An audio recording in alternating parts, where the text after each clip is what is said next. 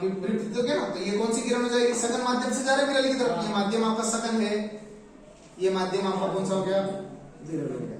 तो देखो ये कौन से माध्यम से सघन से कहां जा रही है, विरल, तो विरल माध्यम में जा रही, तो ये जो किरण हो जाएगी आपतित किरण।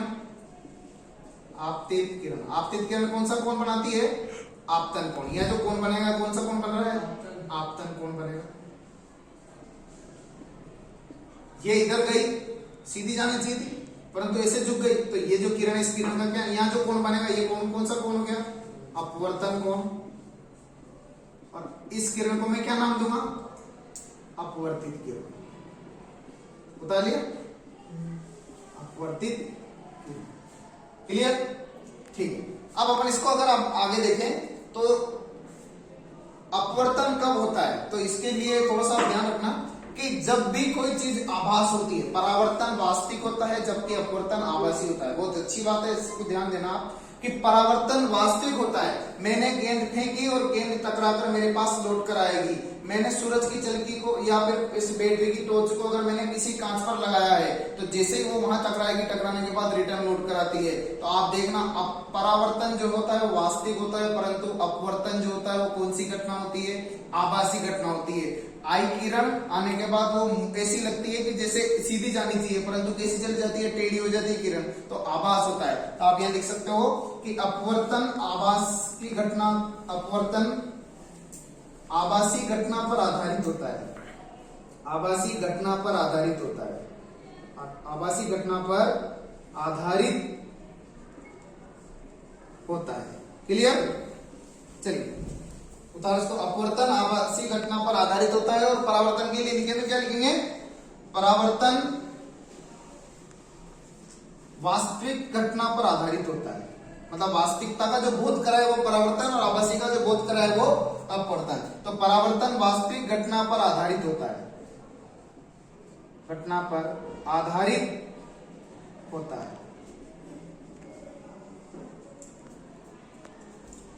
आभासी घटना पर आधारित होता है। आगे बात करें तो इसके उदाहरण की बात करते हैं कि उदाहरण क्या होता है। तो अपवर्तन के उदाहरण में आपको मैं बताऊं कि जैसे आपने पानी जो भरा हुआ है, इस पानी में आपने एक पेंसिल को डुबोया है, या पानी की आपके घर पर कोई पात्र है, उस पात्र में जैसे अपन पेंसिल को डुबोते हैं तो पेंसिल हमें कैसी दिखाई देती है, टेढ़ी दिखाई देती है, या छड़ जो होती है वो कैसी दिखाई देती है, टेढ़ी। तो आपका टॉपिक जो लगाना है, आपको लगाना है अपवर्तन के उदाहरण। एग्जाम में, प्रत्येक एग्जाम में इससे एक प्रश्न बनता है, अपवर्तन के उदाहरण। आप कोई सा भी एग्जाम देने जाओगे तो आपको इसका एक प्रश्न जरूर मिलेगा, चाहे आप पुलिस का एग्जाम दो या कोई सा भी एग्जाम अगर आप देने जा रहे हो, सेकंड ग्रेड टीचर का दे रहे हो, कोई भी आप एग्जाम दे रहे हो, रेलवे विभाग में या किसी विभाग में, तो एक प्रश्न आता है कि ये जो उदाहरण लिख रहे हैं इनमें से एक प्रश्न आता है। उदाहरण पहला ये है कि पेंसिल ऑब्लिक छड़ का मुड़ा दिखाई देना,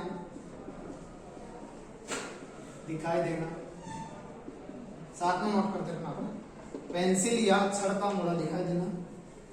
सिक्का जो होता है पानी में, सिक्का तो पानी भरो, सिक्के को रखो, ऐसा लगता है जैसे सिक्का जो है ऊपर उठा हुआ है, या फिर अपने घर पर पानी भरा हुआ उसमें टंकी में, और आपके घर का जो नहाने का जो जग मग्गा जो भी अपन लेते हैं उपयोग में, वो पानी में गिरा हुआ है, तो अपन जैसे उसको निकालने के लिए हाथ डालते हैं तो अपन हाथ की बाएं यहां तक चलाते हैं, और जैसे अपन हाथ डालते हैं तो पूरी बाएं यहां तक गिरी हो जाती है। होती है, होती है। हमें ऐसा लगता है कि जैसे वो ऊपर है, परंतु वो ऊपर नहीं है। तो आभास हो रहा है ना, आभास कब होता है, अपवर्तन। और परावर्तन में क्या होता है, वास्तविकता आती है। तो पॉइंट नंबर 2 अपन ये लिख सकते हैं कि सिक्के का ऊपर उठा दिखाई देना, सिक्के का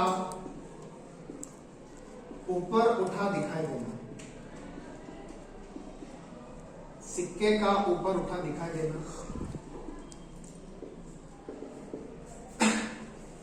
तीसरा, सूर्योदय व सूर्यास्त के का जो है आभास होता है, वो भी अपवर्तन पर आधारित है। तो अपन ये लिख सकते हैं सूर्योदय व सूर्यास्त का आभास होना, कि सूर्योदय से पहले सूर्य दिखाई देता है और सूर्यास्त के बाद भी सूर्य दिखाई देता है, आभास होता है। वास्तविकता में सूर्य जो होता है ना 2 मिनट पहले मतलब उदय हो जाता है और 2 मिनट बाद में जो अस्त होता है, तो अपन को ऐसा लगता है कि सूर्य उदय हो चुका है। नहीं, सूर्य उदय नहीं हुआ है, वो उसकी प्रकाश की वजह से वहां अपवर्तन हो रहा है। और मैं जो खड़ा हूं, जैसे मान लीजिए सूर्य इधर से, अब इसके अपन देखो, इसके पहले लिखो सूर्यास्त व सूर्योदय के समय,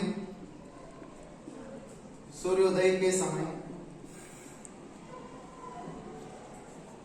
से पूर्व सूर्य का दिखाई देना, सूर्य का दिखाई देना।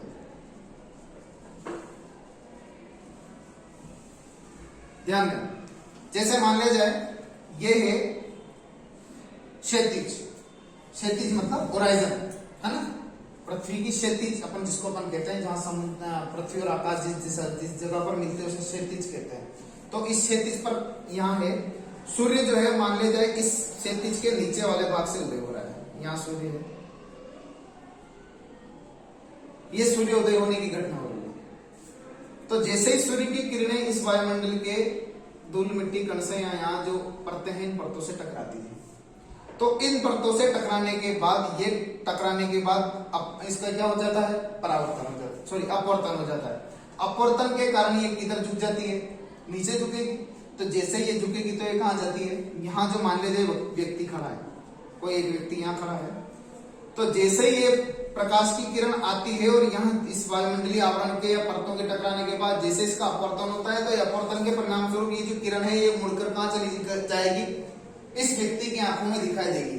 तो इस व्यक्ति को ऐसा लगेगा कि ये जो सूर्य है ये कहाँ उदय हो रहा है, यहाँ उदय हो रहा है। कहाँ उदय हो रहा है, इसको देखने पर कैसा लगेगा कि सूर्य कहाँ उदय हो रहा है, यहाँ उदय हो रहा है, परंतु वास्तविकता में सूर्य कहाँ है, नीचे। तो सूर्योदय व सूर्यास्त के समय से पूर्व भी सूर्य का जो है दिखाई देना कौन सी घटना पर आधारित है, अपवर्तन के उदाहरण पर आधारित है। फटाफट जो उदाहरण है इसके लिख लो, तारों का टिमटिमाना, तारों का टिमटिमाना।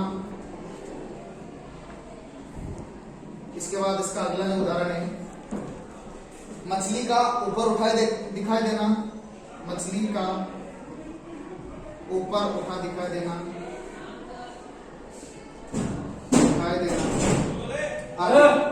आदि